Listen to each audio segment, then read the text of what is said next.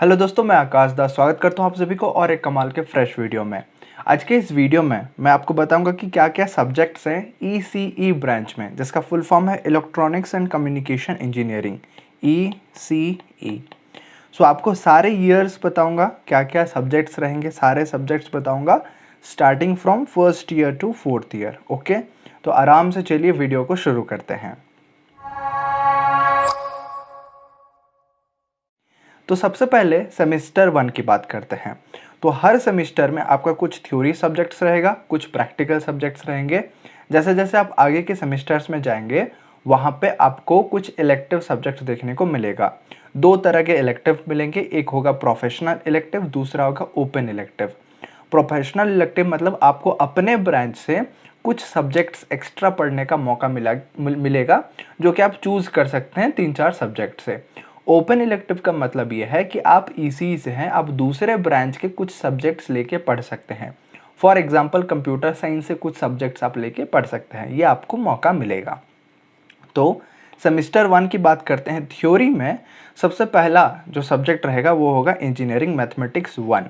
तो नंबर पे ध्यान दीजिए, क्योंकि हर सेमेस्टर में आपको मैथमेटिक्स चेंज होता रहेगा और 1, 2, 3 ऐसे होता रहेगा। फर्स्ट ईयर जो होता है कॉमन फॉर ऑल ब्रांचेस, सारे ब्रांचेस को सेम चीज़ पढ़ना पड़ता है। ऑल ओवर इंडिया आप किसी भी कॉलेज में जाइए, आपको ओवरऑल यही सेम चीज़ देखने को मिलेगा।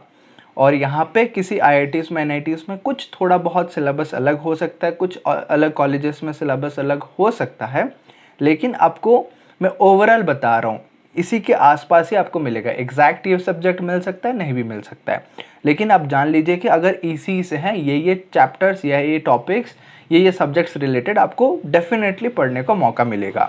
तो यहाँ पे इंजीनियरिंग मैथमेटिक्स 1 हो गया, आपको पढ़ाई करना है अच्छे से।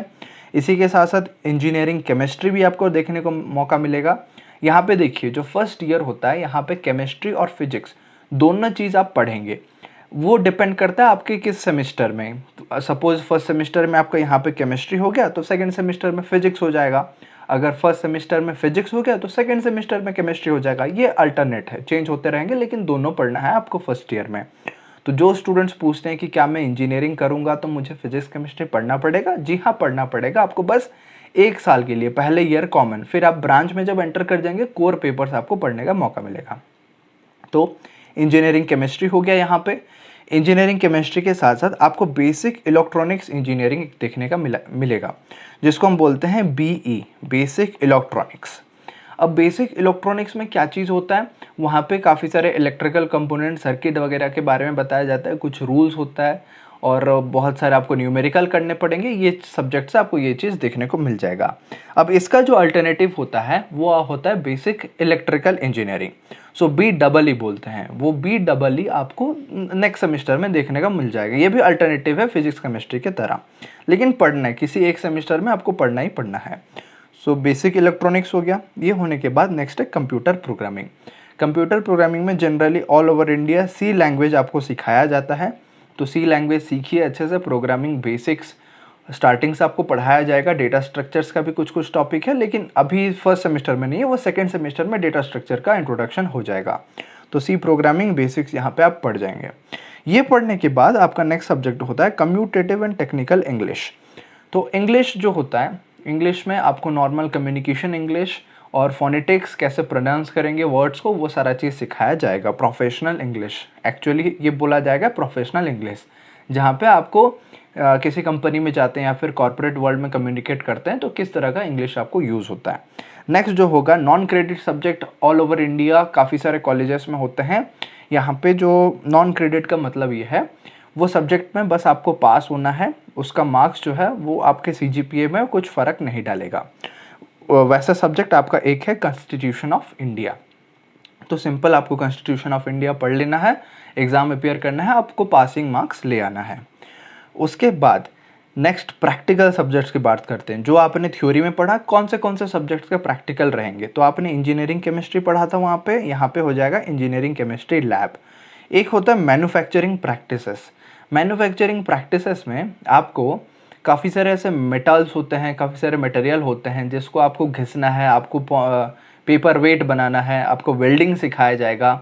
सो ऐसे मतलब जो चीज़ें हैं जो कि प्रैक्टिकली आपको इम्प्लीमेंट होगा, कुछ सिविल इंजीनियरिंग के सब्जेक्ट्स जो टेक्निक्स होते हैं वो सारा चीज़ आपको कुछ कुछ कवर हो जाएगा मैन्युफैक्चरिंग प्रैक्टिसेस में। ये कम्प्लीटली प्रैक्टिकल है।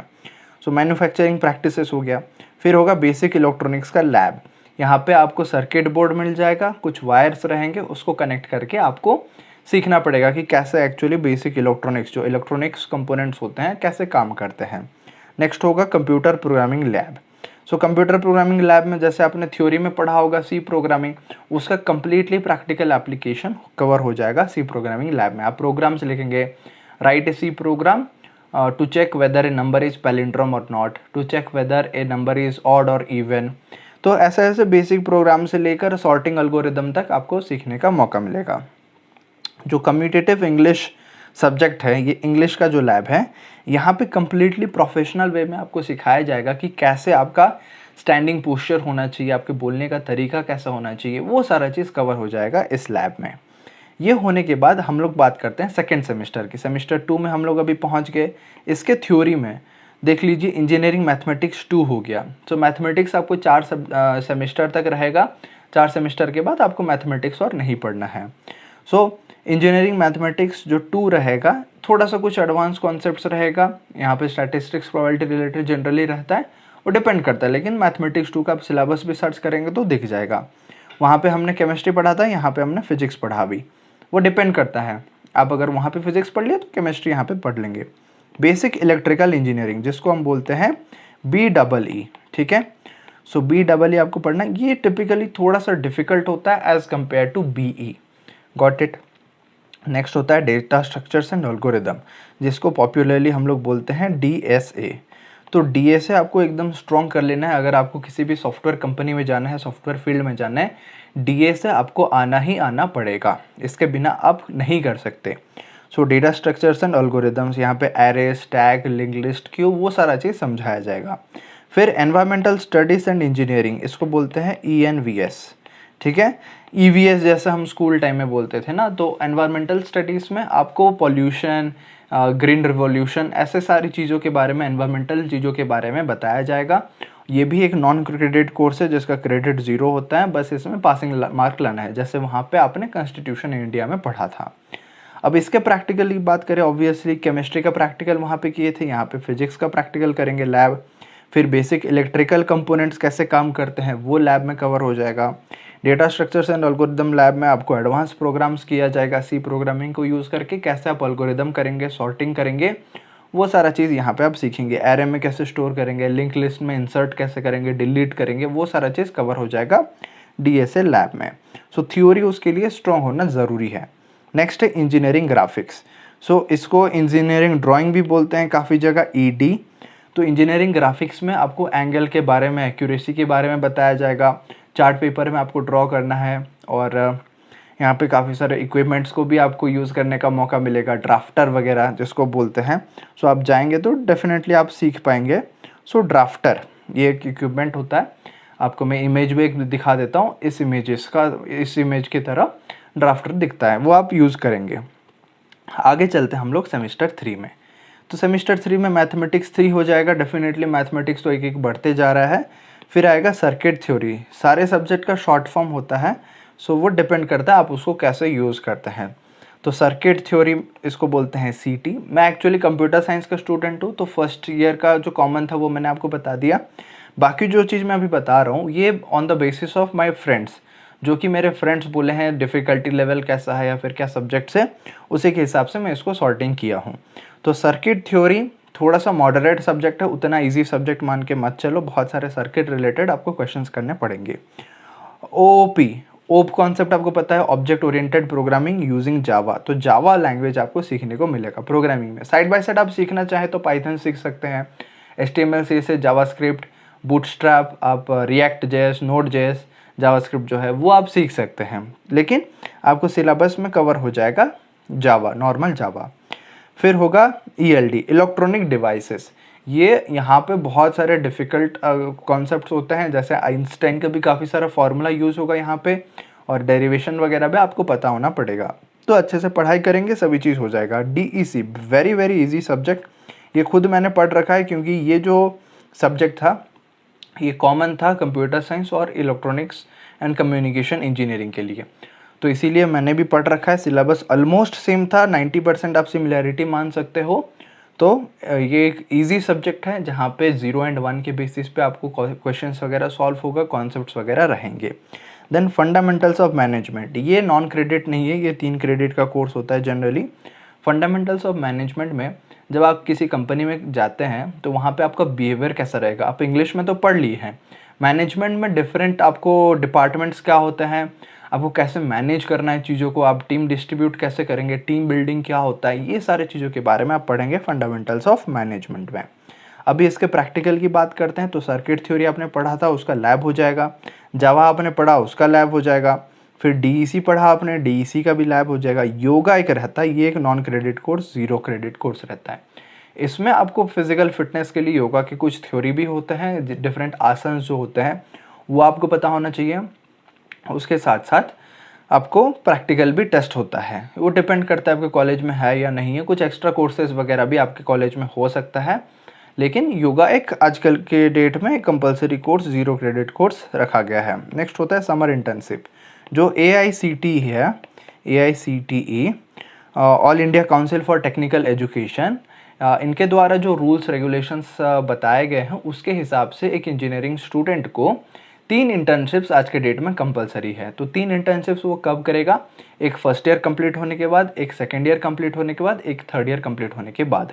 उसके अलावा एक्स्ट्रा आप चाहते हो तो कर सकते हो, लेकिन इवैल्यूएशन के लिए 3 इंटर्नशिप्स आपको कंसिडर किया जाएगा। तो फर्स्ट ईयर कंप्लीट हो गया, फर्स्ट ईयर में 2 सेमिस्टर थे। अब थर्ड सेमिस्टर यानी कि सेकेंड ईयर का जो पहला सेमिस्टर वो शुरू हुआ। तो यहाँ पे आपको समर इंटर्नशिप जो आप फर्स्ट ईयर ख़त्म होने के बाद किए होंगे उसका इवैल्यूएशन होगा, उसका रिजल्ट, उसका जजमेंट आपको बताया जाएगा, क्या आपने सीखा, क्या आपने करा, उसका प्रेजेंटेशन करके आप समझा दो। ठीक है, तो this is all about summer internship 1। उसी तरह से और 2 समर इंटर्नशिप करने पड़ेंगे। कमिंग टू फोर्थ सेमिस्टर, इसके थ्योरी में मैथ्स आपका 4 हो गया, you can note that. Then basics of mechanical engineering, ये काफ़ी सारे कॉलेजेस में फर्स्ट ईयर में ही कवर हो जाता है, हमारे कॉलेज में ये सेकेंड ईयर में था। तो मैकेनिकल इंजीनियरिंग के जो कॉन्सेप्ट्स होते हैं, जैसे मैकेनिक्स हो गया, फिर आपका थर्मोडाइनामिक्स हो गया, ये सारे चीज़ पढ़ाया जाता है मैकेनिकल इंजीनियरिंग में। उसके बाद इंजीनियरिंग इकोनॉमिक्स, बहुत सारे इकोनॉमिक्स के एप्लीकेशंस हैं, डे टू डे लाइफ में भी आप चाहो तो इम्प्लीमेंट कर सकते हो, गवर्नमेंट के पॉइंट ऑफ व्यू से भी चाहो तो देख सकते हो। वो सारा चीज़ आपको इकोनॉमिक्स में पढ़ाया जाएगा। बहुत इंटरेस्टिंग सब्जेक्ट है, मैंने खुद पढ़ा हुआ है इसको, मैंने प्रैक्टिकली भी इम्प्लीमेंट करा, मुझे प्रॉफिट दिखाई दिया। फिर होता है MPMC, इसका शॉर्ट फॉर्म क्या है, MPMC, micro processor and micro controllers. तो माइक्रो प्रोसेसर के बारे में, आपको माइक्रो कंट्रोलर्स के बारे में समझाया जाएगा ये सब्जेक्ट में डीपली।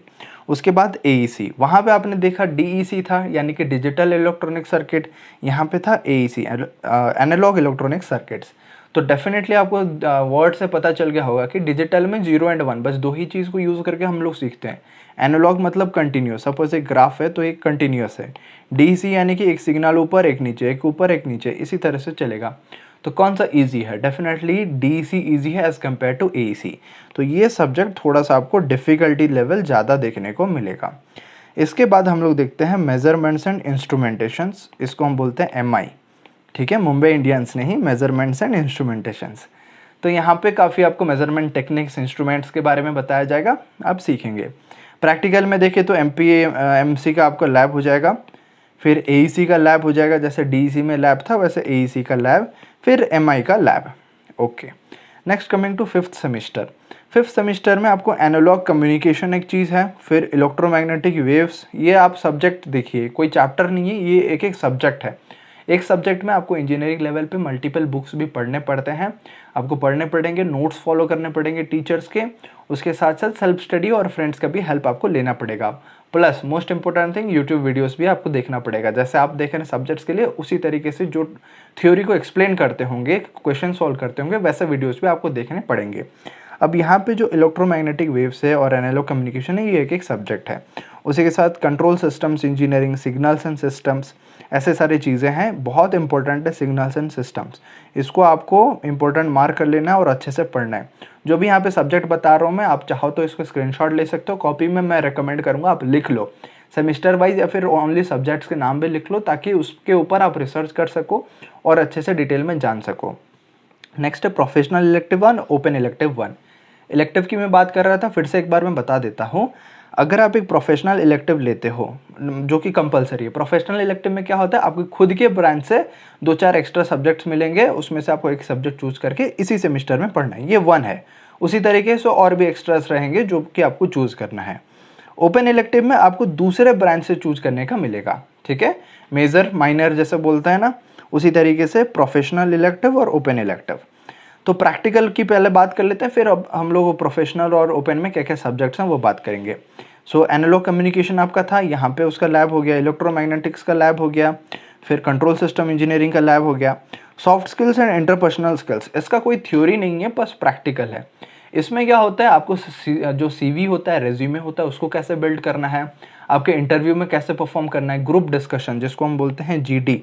तो जीडी में आपका बिहेवियर कैसा होना चाहिए, आपका सिटिंग पोस्चर कैसा होना चाहिए, बॉडी लैंग्वेज कैसा होना चाहिए, जैसे हम लोग इंग्लिश में पढ़े थे उसका एडवांस लेवल आप कंपनी के पर्सपेक्टिव से सीखेंगे soft skills and interpersonal skills lab में। फिर यहाँ पे आ गया समर इंटर्नशिप 2। क्यों, आप देखिए, क्योंकि ये 5th सेमेस्टर हो गया, यानी कि 4th खत्म हुआ। तो 4th खत्म हुआ मतलब आपका 1st 2nd खत्म हो गया, तो 1st ईयर आपका खत्म हो गया यहाँ पे। फिर यहाँ पे 3rd और 4th, तो ये दोनों सेमेस्टर में आपका 2nd ईयर खत्म हो गया। फिर यहाँ से 5th शुरू हो रहा है। सो जब 5th शुरू हो रहा है, आपका 2nd ईयर खत्म हो गया, तो यहाँ पे आपको समर इंटर्नशिप का मौका मिल जाएगा। तो जो आपने किया होगा उसी का प्रेजेंटेशन आप लोगों को करना पड़ेगा। आगे बात करते हैं प्रोफेशनल इलेक्टिव 1 में क्या क्या सब्जेक्ट्स हैं। एक है मेम्स एंड सेंसर डिज़ाइन, फिर है पावर इलेक्ट्रॉनिक्स, फिर है सॉफ्ट कंप्यूटिंग टेक्निक। जो इलेक्टिव सब्जेक्ट्स होते हैं मैं ऊपर ऊपर से बता दूंगा, आप इसको जाके नोट कर लीजिए और आगे अपने से जाके थोड़ा सा डीप रिसर्च कीजिए। So MEMS and sensor design, power electronics, soft computing techniques. फिर ओपन इलेक्टिव में जो दूसरे ब्रांच से आप ले सकते हैं कि हर एक ब्रांच से ऑलमोस्ट एक एक दो सब्जेक्ट्स रहेंगे जो आप पढ़ सकते हैं। Powers of basics of power systems, फिर लीनियर क्या है, अप्लाइड लीनियर अलजेब्रा, उसके बाद फ्लूइड मैकेनिक्स, फिर फंडामेंटल्स ऑफ डीबीएमएस। देखिए ये आपका BSH, basic science and humanities, उस ब्रांच से आपको एक पेपर देखने को मिल गया, फ्लूइड मैकेनिक्स। फिर fundamentals of DBMS, obviously DBMS है तो ये एक सीएस का सब्जेक्ट हो गया। ट्रांसड्यूसर्स एंड मेजरमेंट सिस्टम्स, ये इलेक्ट्रिकल इंजीनियरिंग का सब्जेक्ट हो गया। तो वो डिपेंड करता है आपके कॉलेज में क्या क्या ब्रांचेस है, उसमें से आपको क्या ऑप्शन मिलता है, completely up to the college. और अगर किसी में फैकल्टी नहीं है या फिर कम स्टूडेंट्स रजिस्टर करते हैं तो कॉलेज के पास ये पावर होता है कि वो चाहे तो वो कोर्स को रिमूव भी कर सकते हैं। अब आगे देखते हैं सेमेस्टर 6 में। यहाँ पे जो थ्योरी रहेगा, डिजिटल वीएलएसआई डिज़ाइन, उसके बाद digital signal processing, biology for engineers. अब बायोलॉजी का क्या रोल है इंजीनियरिंग में, आप लोग सोचेंगे, एक वीडियो मैं दे दूंगा, आप सर्च कीजिएगा आकाश दास बायोलॉजी, एक वीडियो आ जाएगा, वो समझिएगा कि बीटेक में एक्चुअली बायोलॉजी का रिक्वायरमेंट और नीड किया है। जो भी प्रोटीन्स के लेवल पे या फिर बायोटेक्नोलॉजी के लेवल पे काम करते हैं, वो प्रोग्रामिंग में आपको बायोलॉजी का कॉन्सेप्ट आना ज़रूरी है। कुछ प्लांट्स के टिश्यूज़ होते हैं, कुछ एनिमल टिश्यूज़ होते हैं, जिनका आपको केमिकल कंपोजिशन और फार्मूला पता होना पड़ेगा, तभी आप अच्छे से प्रोग्रामिंग कर पाएंगे। जैसे कोरोना चल रहा है तो काफ़ी सारे साइंटिस्ट वगैरह बैठ के रिसर्च कर रहे हैं कि क्या सुटेबल कंपोनेंट है। ऐसा नहीं कि बस बायोलॉजी हो जा रहा है, वहाँ पर टेक्निकल भी यूज़ हो रहा है। जैसे कोई किट को हम लोग डिज़ाइन करते हैं, जैसे टेस्टिंग किट हो गया, वो तो नहीं कि कोई एक डॉक्टर बनाएगा, वो तो एक इंजीनियर ही बनाएगा या फिर एक टेक्नीशियन बनाएगा। तो उसके लिए आपको पढ़ना पड़ेगा, तभी आप बना पाएंगे, प्रोग्रामिंग कर पाएंगे, कोडिंग कर पाएंगे। तो that's why this is very very important. So biology for engineers. फिर प्रोफेशनल एथिक्स एंड वैल्यूज़, ये इसको हम पीईवी बोलते हैं, जिसमें आपको वही एटिकेट्स वगैरह थ्योरी के लेवल पे सिखाया जाएगा, इसका कोई प्रैक्टिकल नहीं है। प्रोफेशनल इलेक्टिव 2, ओपन इलेक्टिव 2, इसके सब्जेक्ट्स हम लोग देखेंगे प्रैक्टिकल डिस्कशन करने के बाद। सो प्रैक्टिकल में देख लीजिए, डिजिटल वीएलएसआई था तो उसका लैब हो गया। फिर डिजिटल सिग्नल प्रोसेसिंग, डीएसपी बोलते हैं इसको, उसका लैब हो गया। फिर स्किल लैब एंड प्रोजेक्ट 1, इसका मतलब क्या है, जो हम सॉफ्ट स्किल्स पढ़े थे वो अलग लैब है। ये जो स्किल है, यहाँ पे कोई भी चीज़ आप खुद से सीखेंगे, डेवलप करेंगे और प्रेजेंट करेंगे। जैसे फॉर एग्जांपल मैं कंप्यूटर साइंस से हूँ, मैं आपको बता सकता हूँ कि मैं स्किल लैब में एक्चुअली क्या किया। जैसे कोरोना चल रहा है तो कोरोना का प्रेडिक्शन कि अगले 1-2 हफ्ते में कितने न्यू केसेस होंगे, कितने पेशेंट्स रिकवर हो गए, वो मैं प्रेडिक्ट किया मशीन लर्निंग एल्गोरिदम्स को यूज़ करके। तो वो चीज़ क्या हुआ, कंप्लीटली मैं बेसिक से सीखा, टीचर्स का हेल्प लिया, गाइडेंस लिया और उसको इम्प्लीमेंट करके मैं प्रेजेंटेशन दिया। तो ऐसे ऐसे स्किल लैब में आप कुछ कुछ ऐसे प्रोजेक्ट करेंगे, अच्छे अच्छे प्रोजेक्ट, और उसको फिर इवैल्यूएट किया जाएगा टीचर्स के द्वारा। आगे बात करते हैं प्रोफेशनल इलेक्टिव 6 सेमेस्टर के लिए। आपका हो जाएगा information theory and coding, robotics and robot applications, IoT and applications. फिर आईओटी तो पता है, इंटरनेट ऑफ थिंग्स। फिर ओपन इलेक्टिव में जो दूसरे ब्रांचेस से power station engineering, numerical optimisation, organisational behaviour OB, और operating systems, programming in Python भी सिखाया जा रहा है, वो आप चूज कर सकते हैं। इसी में से एक सब्जेक्ट आपको चूज करना है। Industrial automation and control. Next semester 7 की बात करते हैं। ये हम फाइनल ईयर में पहुंच गए, यानी कि 4th ईयर में। सो 4th ईयर में आपको माइक्रोवेव इंजीनियरिंग देखने को मिल रहा है, डिजिटल कम्युनिकेशन, फिर काफ़ी सारे इलेक्टिव्स हैं। टोटल 4 पेपर आप इलेक्टिव के देख सकते हो। सो ये 3 पेपर के लिए आपको प्रोफेशनल इलेक्टिव है, एक के लिए ओपन इलेक्टिव है। प्रैक्टिकल में क्या होगा, डिजिटल कम्युनिकेशन उसका लैब, एमर्जिंग टेक्नोलॉजीज उसका लैब, फिर समर इंटर्नशिप। सो समर इंटर्नशिप मैंने बताया क्योंकि अभी आप 7th में पहुंच गए। 7th में पहुंच गए मतलब आपका 3rd ईयर कंप्लीट हो गया। 3rd ईयर के बाद एक इंटर्नशिप होता है, तो उसका इवैल्यूएशन आपका हो जाएगा अभी 7th सेम में। प्रोफेशनल इलेक्टिव 3 के लिए क्या क्या सब्जेक्ट्स हैं, एनालॉग वीएलएसआई डिज़ाइन, जैसे डिजिटल था उसके रिलेटेड आपको सब्जेक्ट्स लेने का अभी मौका मिल रहा है, अभी ये कंपलसरी नहीं है। जैसे डीईसी था उसका एईसी, उसी तरह digital VLSI design, analog VLSI design. ये डेफिनेटली डिफिकल्ट रहेगा थोड़ा सा as compare to digital VLSI design. फिर digital image and video processing, speech and audio processing. उसके बाद प्रोफेशनल इलेक्टिव 4 में आपको embedded system design, adaptive signal processing, फिर आपका जैसे डिजिटल सिग्नल प्रोसेसिंग या डीएसपी, यहाँ पे ASP, adaptive signal processing, mobile communication and networks. आगे बात करते हैं इलेक्टिव 4 की, क्योंकि 3 यहाँ पे लेना है आपको, mixed signal design, antennas and wave propagation, wireless sensor networks. Open electives की बात करते हैं। हाँ, आप चाहो तो स्क्रीनशॉट ले सकते हो अगर जल्दी हो रहा है तो, क्योंकि मैं पढ़ दे रहा हूँ, इसका आप स्क्रीनशॉट ले लीजिए। आगे बात करते हैं ओपन इलेक्टिव 3 की। ओपन इलेक्टिव 3 में बहुत सारे ऑप्शंस हैं, ये ऑप्शन में से आप चूज़ कर सकते हो कोई एक subject. Renewable energy systems, stochastic processes, project management, internet technology and applications, IoT and application जो था। फिर इंट्रोडक्शन टू मशीन लर्निंग, जो एमएल है, एमएल का एप्लीकेशन यहाँ पे बताया जा रहा है। Biomedical instrumentation and signal processing, biology जो अगर पढ़े होगे तो इसका आप इंटरेस्टिंग लगेगा ये चीज़। फिर वर्चुअल इंस्ट्रूमेंटेशन। ये होने के बाद प्रोफेशनल इलेक्टिव 4 और professional elective professional elective 6, open elective 4, ये 2 चीज़ आपको देखने को मिलेगा फाइनल ईयर के फाइनल सेमेस्टर में, 8th सेमेस्टर जो कि फाइनल है। यहाँ पे ज़्यादा सब्जेक्ट नहीं रखा गया है, 2 ही सब्जेक्ट, क्योंकि फाइनल ईयर प्रोजेक्ट भी रहेगा आपका, उसके लिए आपको मेहनत करना है, प्रेजेंटेशन भी रहेगा, इसीलिए आपको थ्योरी में 2 ही सब्जेक्ट गिवन है। प्रैक्टिकल में क्या है, प्रोजेक्ट 2 है, जो आप स्किल एंड प्रोजेक्ट 1 किए थे, यहाँ पे प्रोजेक्ट 2 करेंगे। Presentation skills and technical seminar, ये भी आपको अटेंड करना है, प्रेजेंट करना है, उसका भी रहेगा। फिर कॉम्प्रहेंसिव वाइवा, जो आपने प्रोजेक्ट किया है, टेक्निकल सेमिनार अटेंड किया है, उसके रिलेटेड आपको क्वेश्चन पूछा जाएगा वाइवा के फॉर्म में। प्रोफेशनल इलेक्टिव में क्या क्या सब्जेक्ट्स रहा, fibre optic communications, satellite communication systems, biomedical electronics. So अगर बायोलॉजी आप पढ़ते आ रहे हो, इंटरेस्ट आ रहा है, या फिर आप बायोलॉजी स्टूडेंट थे, बायोलॉजी के फील्ड में आप ये इलेक्टिव सब्जेक्ट्स को ले सकते हो। ओपन इलेक्टिव में क्या है आपका, एनर्जी स्टडीज़, फिर simulation and modelling, entrepreneurship development, big data analysis, analytics, फिर आर्टिफिशियल इंटेलिजेंस। अगर एमएल पढ़े होगे तो एआई आपको इंटरेस्टिंग लगेगा, एआई ले सकते हो। फिर इंडस्ट्रियल इंस्ट्रूमेंटेशन। सो इतने में कंप्लीट हो जाता है आपका पूरा सिलेबस। बहुत सारे सब्जेक्ट्स हैं यार बीटेक में, not easy as compare to school level. पढ़ने पड़ेंगे आपको, काफ़ी सारा आपको जुगाड़ लगाना पड़ेगा, टेक्निक्स सीखने पड़ेंगे, स्टडी, टाइम मैनेजमेंट, ये सारे प्रिंसिपल्स आपको सीखने पड़ेंगे।